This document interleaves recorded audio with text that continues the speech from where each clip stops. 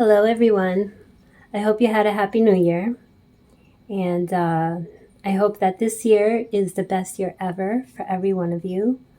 And thank you for connecting with me and being a part of this community. And yeah, I'm really excited about reading.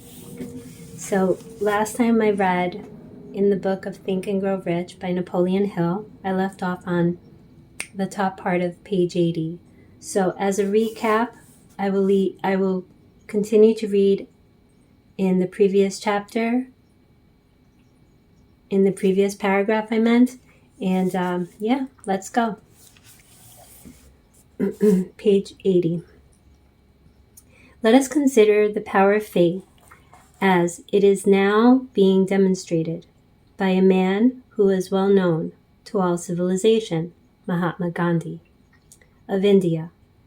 In this man, the world has one of the most astounding examples known to civilizations of the possibilities of faith. Gandhi wields more potential power than any man living at this time. And this, despite the fact that he has none of the orthodox tools of power such as money, battleship soldiers, and materials of warfare. Gandhi has no money. He has no home. He does not own a suit or clothes, but he does have power. He does. He came by that power. He created it out of his own understanding of the principle of faith, and through his ability to transplant that faith into the minds of 200 million people. So, I don't know if I mentioned, but we left off on chapter 3, page 80. Okay, I'll continue.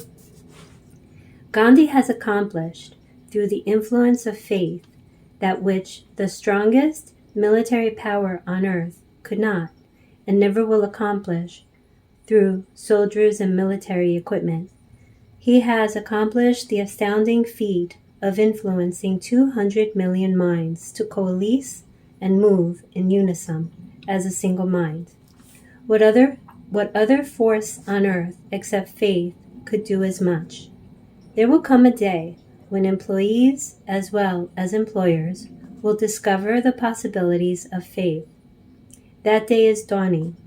The whole world has had ample opportunity during the recent business depression to witness what the lack of faith will do to business. Surely, civilizations has produced a sufficient number of intelligent human beings to make use of this great lesson, which the depression has taught the world. During this depression, the world had evidence in abundance that widespread fear will paralyze the wheels of industry and business. Out of this experience will arise leaders in business and industry who will profit by the example which Gandhi has set for the world, and they will apply to business the same tactics which he has used in building the greatest following knowing in the history of the world. These leaders will come from the rank and file of the unknown men who now labor in the steel plants, the coal mines, the automobile factories, and in small towns and cities of America. Business is due for a reform, making no mistake about this. The methods of the past, based upon economic combinations of force and fear, will be supplanted by the better principles of faith and cooperation. Men who labor will receive more than daily wages.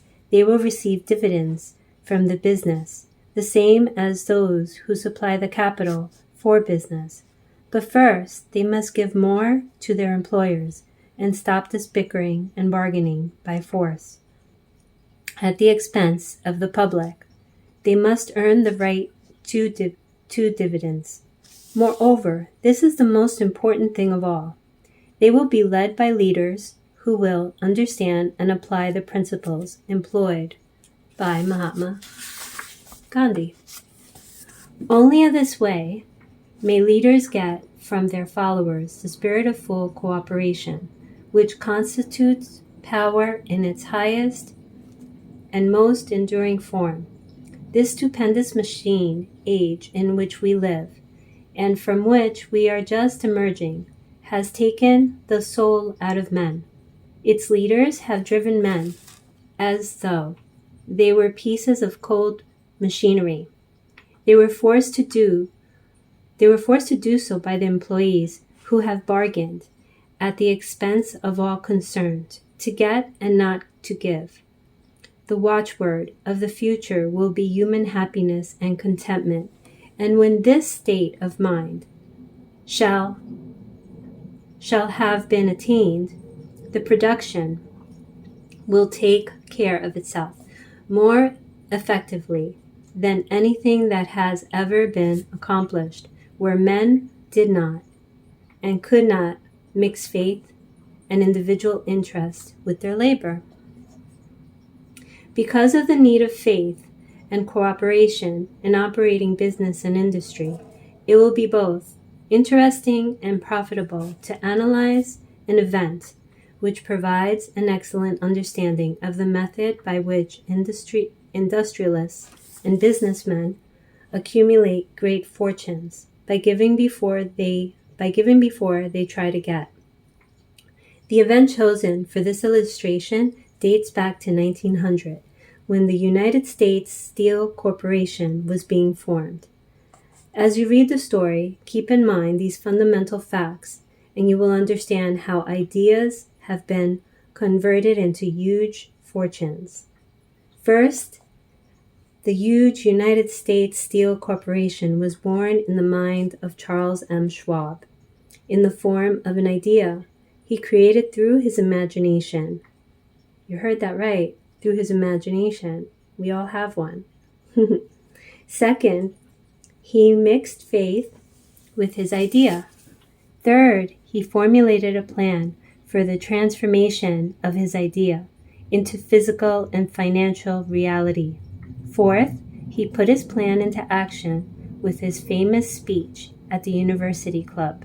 Fifth, he applied and followed through on his plan with persistence and backed it with firm decision until he had been fully carried out. Six, he prepared the way for success by a burning desire for success. If you are one of those who have often wondered how great fortunes are accumulated, this story of the creation of the United States Steel Corporation will be enlightening. If you have any doubts that men can think and grow rich, this story should dispel that doubt, because you can plainly see in the story of the United States Steel the application of a major portion of the 13 principles described in this book. This astounding description of the power of an idea was dramatically told by John Lowell in the New York World Telegram, with whose courtesy it is here reprinted. A pretty after-dinner speech for $1 billion. When, on the evening of December 12, 1900, some 80 of the nation's financial nobility gathered in the banquet hall of the University Club on Fifth Avenue to do honor to a young man from out of the West, not half a dozen of the guests realized they were to witness the most significant episode in American industrial history: John Edward Simmons and Charles Stuart Smith. Their hearts full of gratitude for a lavish hospitality bestowed on them by Charles M. Schwab during a recent visit to Pittsburgh, had arranged a dinner to introduce the 8-year-old steel man to Eastern Banking Society. But they didn't expect him to stampede the convention. They warned him, in fact, that the bosoms within New York stuffed shirts would not be responsive to oratory, and that if he didn't want to bore the Stillmans and Harrimans and Vanderbilts, he had better limit himself to 15 or 20 minutes of polite vaporings and let it go at that. Even John Pierpont Morgan, sitting on the right hand of Schwab, as became his imperial dignity, intended to grace the banquet table with his presence only briefly. And so far as the press and public were concerned, the whole affair was of so little moment that no mention of it found its way into the print that next day. So the two hosts and their distinguished guests ate their way through the usual 7 or 8 courses.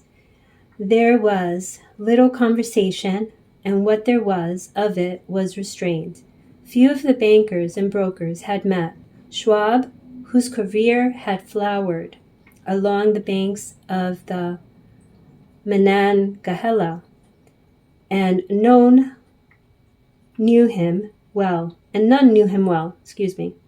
But before the evening was over, they, and with them Money Master Morgan, were to be swept off their feet, and a $1 billion baby, the United States Steel Corporation, was to be conceived. It is perhaps unfortunate for the sake of history that no record of Charles Schwab's speech at the dinner ever was made. He repeated some parts of it at a later date during a similar meeting of Chicago bankers, and still later, when the government brought suit to dissolve the Steel Trust, he gave his own version from the witness stand of the remarks that stimulated Morgan into a frenzy of financial activity. It is possible, however, that it was a homely speech, somewhat ungrammatical, for the niceties of language never bothered Schwab, full of epigram and threaded with wit. But aside from that, it had a galvanic force and effect upon the $5 billion of estimated capital that was represented by the dinners. After it was over, and the gathering was still under its spell, although Schwab had talked for 90 minutes, Morgan led the orator to a recessed window where, dangling their legs from the high, uncomfortable seat, they talked for an hour more. The magic of the Schwab personality had been turned on, full force, but what was more important and lasting was the full-fledged, clear-cut program he laid down for the aggrandizement of steel. Many other men had tried to interest Morgan in slapping together a steel trust after the pattern of the biscuit, wire, and hoop, sugar, rubber, whiskey, oil, or chewing gum combination. John W. Gates, the gambler, had urged it, but Morgan distrusted him. The Moore boys, Bill and Jim, Chicago stock jobbers who had glued together a match trust and a cracker corporation, had urged it and failed. Albert H. Gary, the sanctimonious country lawyer, wanted to foster it, but he wasn't big enough to be impressive until Schwab's elegance took J.P. Morgan to the heights from which he could visualize the solid results of the most daring financial undertaking ever conceived. The project was regarded as a delirious dream of easy money crackpots. All right, so with that, I'll stop here on page 86, and stay tuned for the next reading. Thank you for being here. Thank you for listening, and take notes. Happy New Year, everybody. Bye.